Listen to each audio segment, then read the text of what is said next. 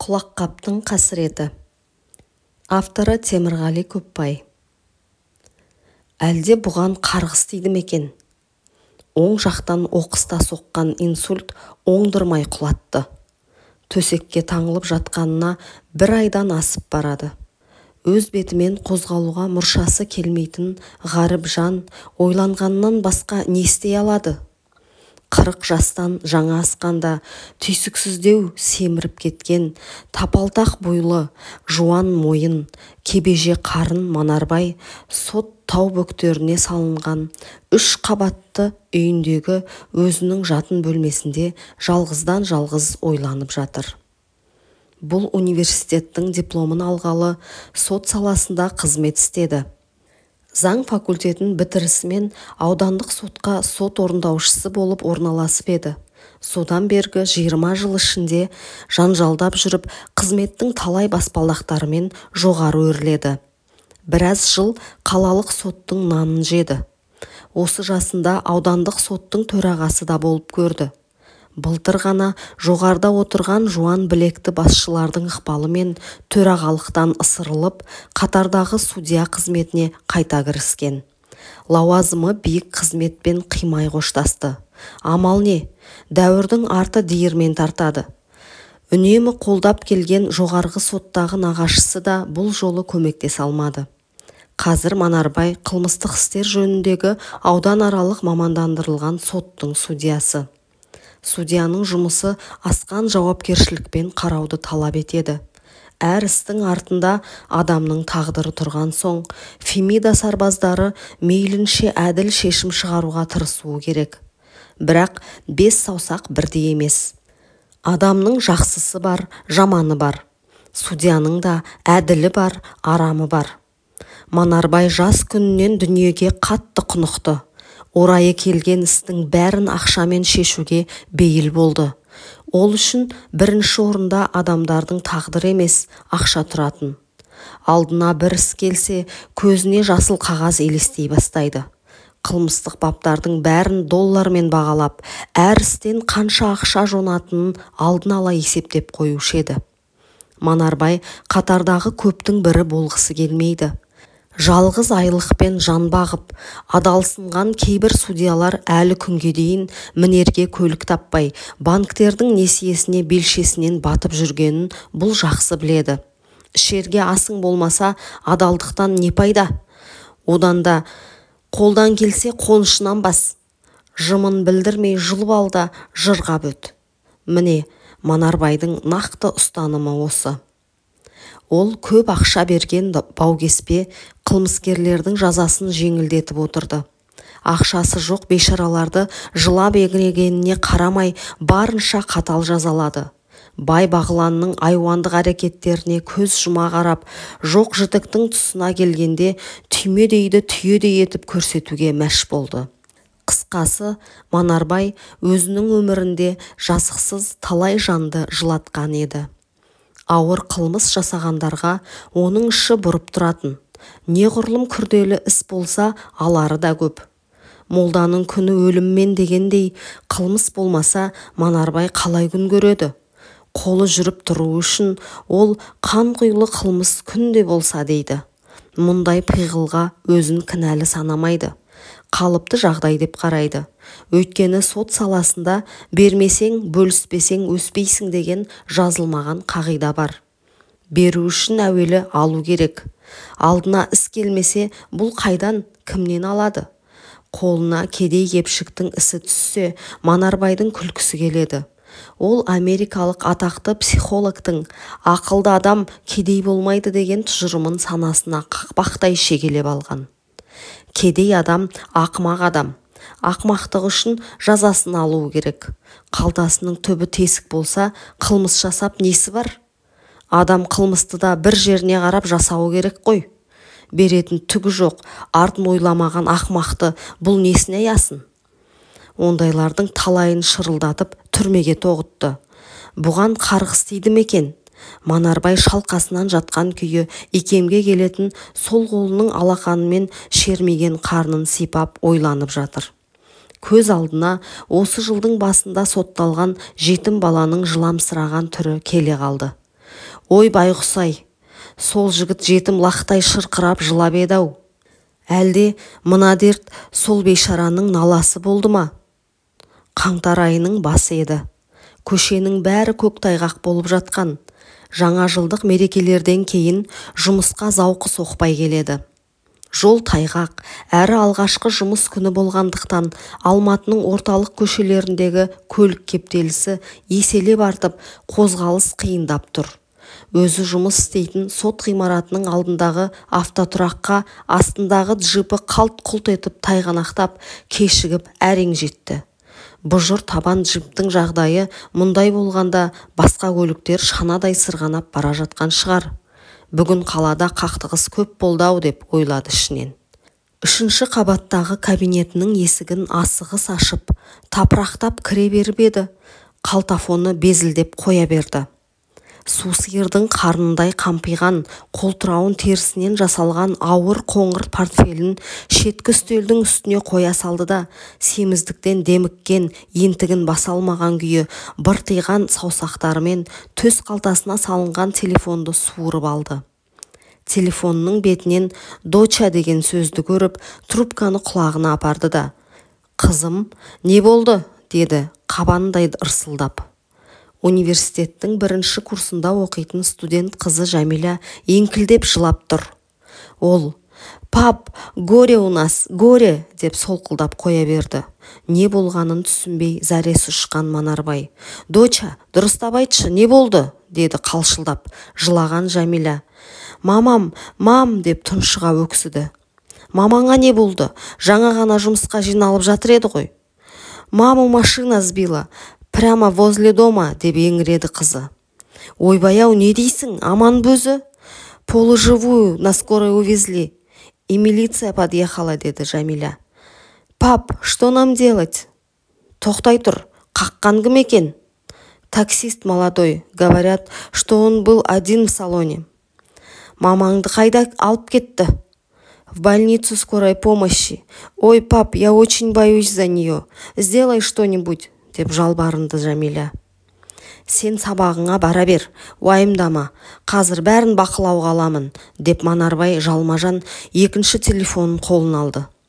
Ең әуелі аудандық ішкі істер бөлімінің кезекшісіне хабарласып, мән-жайды анықтады. Сәнияны қаққан Төкеев Жарас деген жас жігіт еді. Оны қаладағы медициналық сараптама орталығына алып кетіпті. Бұл бірден өзі жақсы танитын сол орталықтың басшысына телефон соқты. «Бәке, біздің үйдегі келініңізді жаңа ғана машина қағып кетіпті. Жағдайы тым ауыр көрінеді. Сіздерге Төкеев Жарас деген жүргізушіні алып келді ме?» деді асығыс сөйлеп. Арғы жақтың жауабы есіте сала: «Иә, қаққан сол. Соны ішімдік ішкен деп жазсыншы. Рульде мас күйінде болды деген қорытынды керек. Қарыз болып қалмаспын. Бір қайтарамын ғой». «Иә, түсіндім. Аха, болады. Ой, рахмет, бәке», деп сөзін аяқтады. Аудандық ішкі істер бөлімінің бастығы Аятхан деген полиция полковнигінің өсуіне Манарбайдың көп көмегі тиген еді. Артынша оның телефон нөмірін теріп, бұл істі дені дұрыс тергеушіге тапсыруды сұрады. «Мәке, қам жемеңіз. Өзіміздің мықты жігіттердің біріне тапсырамын. Сізге тергеудің барысын баяндап отырады. Өзім қадағалаймын», деді Аятхан. Соттың төрағасынан сұранып, Манарбай жедел жәрдем ауруханасына жеткенде Сәнияға ота жасалып жатыр екен. Наркозда жатқан жарымен тілде салмады. Аурухананың бас дәрігеріне барды. Куәлігін көрсетіп танысты. Сәнияның екі аяғы бірдей жіліншігінен сыныпты. Миы шайқалған, көк бауыры соққыдан езіліпті. Күтімі дұрыс болса, 2-3 айда жазылып кетеді. Тек басын ұзақ емдеу керек. Миы қатты шайқалған. Дегенмен уайымдамаңыз, оны да емдеуге болады, деді бас дәрігер. Манарбай бас дәрігермен ұзақ сөйлесіп, Сәнияның жағдайы өте ауыр деген анықтама жазуға көндіріп шықты. Түс қайта жұмысына барғанда, осы іс туралы өзінің көңілін қалдырмайтын Аманова Гүлзия есімді судья әріптесімен ақылдасты. «Өз әйелім болғандықтан бұл істі мен қарай алмаймын. Сондықтан сенің қолыңа түсірейік. Ары қарай тағы ақылдасармыз», деп келісті. Гүлзия оған. Басекеңе бір ауыз айта салсаңызшы, деді көзінің қиығымен жоғарғы қабатты нұсқап. Ол кісі біліп отыр. Мен кеңседегі қыздарға да тапсырып қоямын. Істі бірден саған жіберетіндей қыламын. Менттерге істі тез сотқа жеткізіңдер деп айтып қойдым. Прокурор да өзіміздің адам. Іс келесі аптаның ортасында келіп қалады деп Манарбай Гүлзияның қолын қысты. Келесі күні Манарбай өзінің кабинетіне аудандық ішкі істер бөлімінің тергеушісін шақыртып алды. Ерболат деген лейтенант шеніндегі жас жігіт тергеудің барысын баяндап берді. Манарбайға Төкеевтің жазған түсініктемесін көрсетті. Төкеев сауатсыз жігіт екен. Бір беттік мәтінді 1000 рет шимайлап, түзеп, айбақ-сайбақ етіп әрең жазыпты. Мен Төкеев Жарас Сағитұлы, Алматыдағы Мегаполис таксопаркінде жүргізуші болып істеймін. 2018 жылдың 3 қаңтарында сағат таңғы 9-да Opel Vectra көлігімен Бағанашыл деген жерге клиент апардым. Қайтар жолда Кенесары көшесімен қырдан түсіп келе жатқанда 50 метрдей жерден жолға шыққан әйелді көрдім. Тежегішті басып едім, сайға қарай жүріп келе жатқан көлігім тоқтай алмады. 40 метрдей қалғанда дабыл бердім. Шығысқа қарай көшеден көлденең өтіп бара жатқан әйел бұрылып та қарамады. Тас керең адамдай дабылды қанша бассам да естімеді. Көктайғақ, мұзбен сырғанап бара жатқан машина маған бағынбай кетті. Жолдың шетіне бұруға тырысқаныммен тура сырғанай берді. Жүргінші әйел құлағына құлаққап киіп алған екен. Менің дабылымды естімеді. Сөйтіп, тоқтамай тайғанаған машинаға соғылды. Бұл жерде менің ешқандай кінәм жоқ. Бәрі құлаққаптың кесірінен болды. Өзімді кінәлімін деп санамаймын. Арақ ішпеймін, рульде сау болдым деп қол қойыпты. Өзінің ағайын туысы бар ма екен? Қайдан жүрген адам бұл деп сұрады Манарбай тергеушіден. Жасы 19-да, тұл жетім екен, деді лейтенант папкасынан бірнеше құжаттың көшірмесін шығарып. Тараз қаласында туылған. 2 жасында әке-шешесі көлік қақтығысынан қайтыс болған. Нағашы әжесінің қолында өсіпті. Бұл 6 жасқа келгенде бағып отырған жалғыз әжесі де ауырып көз жұмған. Содан әкесінің достары жетім балалар үйіне өткізіпті. Балалар үйінде оқуды бітірген соң бір таныстары Алматыға шақырған көрінеді. Әйтеуір жүргізуші куәлігі бар екен. Таксопаркке жұмысқа ілініпті. Қаланың сырт жағындағы арзан жатақханадан бір орын жалдап тұрады. Бұлай жап-жақсы бала сияқты. Жүретін қызы бар екен, аты Сайра. Ол да жетім. Балалар үйінде бір өскенбіз дейді. Ол қыз осында бір кафеде даяшы болып істейді. Одан өзге жақыны жоқ. Жетімге жетім қосылып, амалдап адам болып кетеміз бе деп жүргенбіз дейді. Бізге ылғи 7 атасынан жармағандар кезігеді ғой, деді Манарбай алдында тұрған ксерокстан Төкеев жазған түсініктеменің көшірмесін шығарып жатып. Жарайды, сен бара бер, бастығыңмен өзім сөйлесемін. Лейтенант сыпайы қоштасып кабинеттен шығып кетті. Манарбай Аятханға телефон соғып, оны түскі асқа шақырды. Түскі ас ішіп отырғанда өзінің өтінішін айтты. Тергеушің бос жігіт екен. Тәжірибесі жоқ бала ғой. Бұл істі тіс қаққан біреуге берсең дұрыс болар еді. Мына түсініктемені қайта жаздырсаңдаршы, деді ол қойын қалтасынан көшірмені шығарып. Құлаққап туралы сөзді құртыңдар. Арақ ішпеймін, рөлде сау болдым дегенді жазушы болмасын. Рөлде мас күйде болғанын мойындатыңдар. Медициналық сараптама дайын, сөзін сөйлейтін бір адамы жоқ. Ол қайда барады?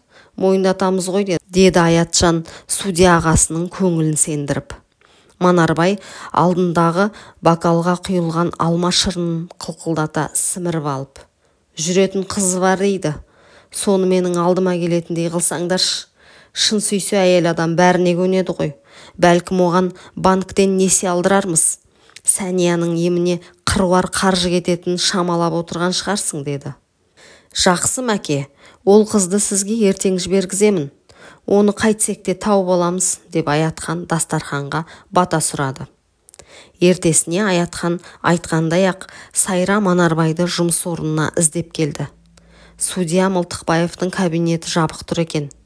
Қолаң шашы иығына төгілген, талдырмаш бойлы жұпынылау киінген қара көз қыз есік алдында теңселіп біраз тұрды. Мылтықбаев қандай кісі? Жарас үшін одан қалай кешірім сұрасам болады? Оның өзі не дер екен деген ойлар жас қыздың еңсесін езіп барады. Сүт пісірім уақыт өткенде жоғарғы қабаттағы төрағаның кабинетінен шыққан Манарбай талтаң-талтаң басып баспалдақпен түсіп келе жатты. Ол өз кабинетінің алдында тұрған қызды көріп, маңызды адамның түрін жасап, қабағын түйіп алды. Бұл есікке жақындағанда әдемі қыз нәзік дауыспен тіл қатып: «Сәлеметсіз бе?» деп амандасты. «Сәлеметпіз. Маған келіп тұрсың ба?» деді Манарбай есікті кілтпен ашып жатып. «Сіз Мылтықбаевсыз ба?» деп сұрады қыз. «Иә, мен. Сізге келіп едім. Менің атым Сайра. РОВД-дағы тергеуші жіберді». «Қандай мәселемен? Ішке кіріп айт», деп Манарбай есікті айқара ашты. Қыз босағадан қымсына аттап: «Қамауда жатқан Төкеев Жарастың мәселесімен келіп едім», деді жанарын төмен салып. Әлгі адам қаққыш таксист пе? Оған қандай қатысың бар еді?» деді судья креслосына жайғасып, қызға ажырая қарап. Сайра сілейіп тұрып қалды. «Ол менің досым еді», деді естілер-естілмес қана үнмен. «Иә, құлағым сенде. Не дейсің? Айта бер», деді Манарбай шалқая түсіп. «Сізден Жарас үшін кешірім сұрағалы келдім. Қолыңыздан келсе, кешіріңізші оны». «Сендерге адамның тағдыр ойыншық па? Жәбірленушінің жағдайы өте ауыр. Қиын жағдайда жатыр. Қандай кешірім? Кешірім сұрап құтыламын деп ойлайсыңдар ма? Машина қаққан кісі сіздің әйеліңіз екен. Сол үшін кешірім сұраймын». «Ешқандай кешірім болмайды. Сап-сау адамды өмірлік мүгедек қылды. 2 күнде 2 рет ота жасалды. Әлі қалай болары белгісіз. Мен мұны кешірмеймін. Мен Жараспен сөйлесіп едім. Ол менің кінәм жоқ деп отыр. Құлаққаптың кесірінен болды дейді. Құлаққап киген кісі дабылды естімепті», деді қыз басын төмен салған күйі. Бұл сөзді естігенде Манарбай күйіп кетті. Ол жас қызға ызбарлана қарап, қаһарлана сөйледі. «Сен не деп тұрсың? Қылмыскерді ақтауға келдің бе? Қандай құлаққап? Ол оңбаған таң атпай араққа тойып алыпты. Өлесі мас болған. Құлаққап дегенді қайдан шығардыңдар? Енді өлім аузында жатқан адамға жала жабайын дедіңдер ме? Сен де оңбаған екенсің», деп ақырды. «Аға, Жарас арақты аузына алып көрмеген адам. Мас болуы мүмкін емес. Нағыз жала осы ғой», деп жас қыз жылап жіберді. Манарбай оны одан сайын қорқыта түсейін деп: «Осыдан әйелім бірдеңе болып кетсе, Жарасыңды түрмеде шіртемін. Оның көзіне көк шыбын үймелетемін. Осыны біліп ал», деді айғайлап. Ал оның мас күйде болғанына бұлтартпас айғақ бар. Медициналық сараптама бар. Арақ ішпейтін адамды тапқан екенсің. «Мүмкін емес, мүмкін емес», деп еңіреді Сайра, жасқа булығып. «Оның менен басқа ешкімі жоқ. Мен оны жақсы білемін. Арақтың дәмін татып көрген емес.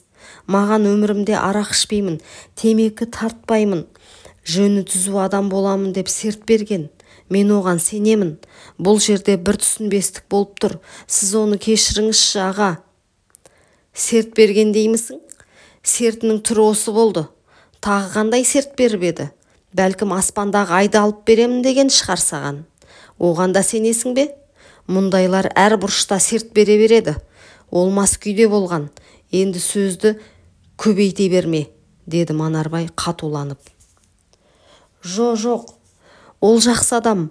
Балалар үйінде бірге өскенбіз. Ақ көңіл, адал жігіт. Ешқашан өтірік айтпайды. Екеуміз де жетім өстік. Сіз ол туралы жаман ойламаңызшы». «Сонда мен бе өтірік айтып отырған? Құлаққап киген деп әйеліме жала жапқаныңмен қоймай, енді мен өтірік шығылайын дедің бе? Айғақ бар ғой, айғақ. Медициналық сараптаманың қорытындысы бар. Оны қайда қоясың? Білмеймін аға, түсінбей тұрмын, қалайша олай болады? Бұл мүмкін емес, деп Сайра солқылдай түсті. Оның жалбарынып жылағаны Манарбайдың жанына жағып барады. Ол сабасына түскендей болып. Отыр, деді алдындағы орындықты нұсқап. Сайра жылаған күйі өксігін баса алмай отыра кетті. Өзіңнің ағайын туысың бар ма? Кімнің бар Алматыда? Мамамның інісі бар. Қайда жұмыс істейді? Жұмыс істемейді, ол екінші топтағы мүгедек. Мен көмектесіп тұрамын. Отбасы бар ма? Жоқ, ауыра берген соң әйелі тастап кеткен. Өзің не істейсің? Жұмысың бар ма? Кафеде даяшымын. Азын-аулақ тапқан таянғанымызбен жан бағамыз. Жарасты босатыңызшы аға, сізге жалынамын. Мұны өмірде менің басқа сүйенетін адамым жоқ. Екі жетім бірігіп тірлік құрармыз деп жүредік. Ол кінәлі емес қой, деді Сайра еңсесін тіктеп. Сонда кім кінәлі?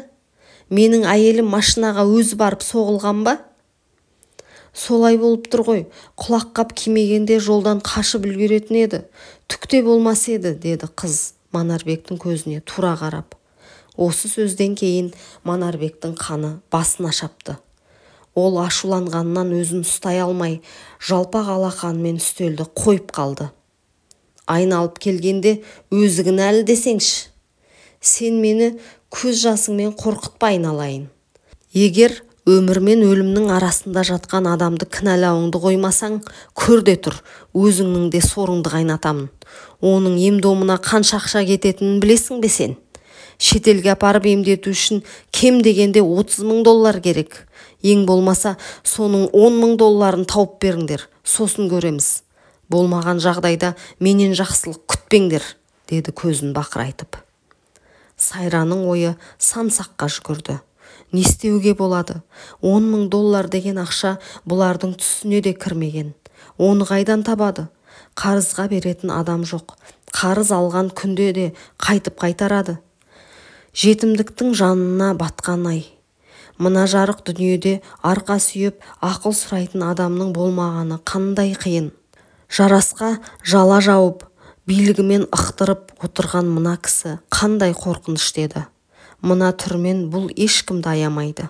Сонда Жарас жазықсыздан жазықсыз сотталып кете бара ма? Қорғансыз басы кімге барып шағынады? Тым болмаса адвокат жалдайтын жағдайы жоқ қой. Тиын санап жол ақысын әрең ажыратып жүргенде адвокатты қандай ақшаға жалдайды? Өрімдей жас қыздың әбден басы қатты. Біз ондай ақшаны таба алмаймыз. Қазақтың бір баласы ретінде кешіруіңізді өтінем. Екеулеп жұмыс істесек, кейін бірден етіп құрастырып берерміз. Кешірім беріңізші аға, деді ол жалбарынышты түрмен. Сендейлердің талайын көргеміз. Есектерің судан өткенше өлердегі сөздеріңді айтасыңдар. Іс біткен соң іздеріңді көрсетпей жоғаласыңдар. Мені ақмақ көресің бе? Одан да екеулеп банктен несие алыңдар. Кейін амалдап құтыласыңдар. Ол ақша болмаса кешірім де болмайды, деп Манарбай қысқа қайырды. Судьяның кабинетінен шыққанша Сайраның құр сүлдері қалды. Түс қайта Сайраға Жарас телефон соқты. Тергеу изоляторынан хабарласатын бір амал тауыпты. Мылтықбаевпен болған әңгіменің мән жайына қаныққан соң ол асығыс сөйлеп. Мен изоляторға келіп жүрген бір адвокатпен келістім. Сол кісі мені қорғайтын болды. Ордерге 50,000 теңге төлеу керек. Гонорары 150,000 болады дейді. Барлығы 200,000. Кешке дейін соның жартысын тауып берсін деп жатыр. 100,000 теңге тауып бер аласың ба, деді өтініп. Сен үшін қолымнан келгеннің бәрін жасаймын. Бастығымнан сұрап көрейін. Тапсам кешке дейін апарып беремін. Тек өзіңе мықты болшы, деп Сайра ақша іздеуге кірісті. Ол жан ұшырып жүріп, кешке Жарас айтқан адвокатты тауып алып, айтқан сомасын жеткізіп берді. Марат Айдаболов Жарасқа қорғаушы болып бекітілді. Ол кезінде қалалық сотта Манарбаймен қызметтес болған сыйлас адам еді. Манарбай оған телефон соғып: «Ана балаға көп нәрсе үйрете берме, өзіміз ойлағандай болатын болсын. Саған гонорарыңды алып алсаң болды емес пе?» деді. «Мәке, айтсаңыз болды ғой. Ол жағынан қам жемеңіз. Мен көп сөйлемеймін, деп Айдаболов келісім берді. Сот Төкеев Жарасты 3 жылға бас бостандығынан айыруға үкім шығарды. Судья Аманова үкімді оқыған сәтте Жарас шарасыздықтан жылап қоя берді. Жазықсыз басы қараптан қарап 3 жыл арқалап бара жатқанына сенгісі келмеді. Өзегі өртеніп, алқымына өксік тығылды. Соттың соңғы отырысына дейін Сайраны қарызға батырып, гонорарын толық алып алған адвокат Айдаболов шешуші сәтте жарытып ештеңе айта алмады. Залда отырған Сайраның да көз жасы көлдей болды. Жарас өзінің соңғы сөзінде: «Мен тағылған айыпты мойындамаймын. Бұның бәрі жала. Өмірімде арақ ішіп көрмеген адаммын. Құлаққап туралы айтқанымды құлақтарыңызға ілмедіңіздер. Негізі бәрі соның кесірінен болған еді. Істің материалдарында құлаққаптың ізі де қалмапты. Айғақтың бәрі маған қарсы бұрмаланып көрсетілді. Бұл барып тұрған сорақылық қой. Не деген әділетсіз ел мынау. Не деген тас керең қоғам. Мен тіпті Қазақстанның азаматымын деуге арланамын», деді жылап тұрып. Соттың отырысын бейнежазбадан толық көрген Мылтықбаевтың айызы қанды. Төсекте жатқан Манарбайдың көз алдына жетім жігіттің жаны күйіп жылап тұрған сәті елестеді. Әлде сол ит мені қарғады ма екен, деп ойлады ішінен. Кенет жүрек тұсы біз сұққандай шаншып ала жөнелді. Тынысы тарылып, демі бітіп, көзі қарауытып бара жатты. Ажалымның жеткен жері осы шығар деп зәресі ұшқан ол соңғы күшін жинап қырылдаған даусымен: «Көмектесіңдер! Үйде кім бар? Тез, жедел жәрдем шақырыңдар! Өліп барам!» деп айғайлады. Сәния тағы да ауруханада жатқан. Құлақтарын құлаққаппен тас бекітіп алып, өз бөлмелерінде даңғаза музыкамен әуейі болып отырған ұлы мен қызы оның жан дауысы шыққанын естіген жоқ. Манарбай әл дәрменсіз күйде тағдырға мойын ұсынып біраз жатты. Жедел жәрдем бір емес, бірнеше рет келетін уақыт өтті. Бұл қанша айғайласа да ешкім естімеді. Ең соңғы рет: «Көмектесіңдер, неге естімейсіңдер? Жедел жәрдем!» деп ышқына айғайлады да үзіліп кете барды. Өліп тіріліп жиған дүниесі адыра қалды.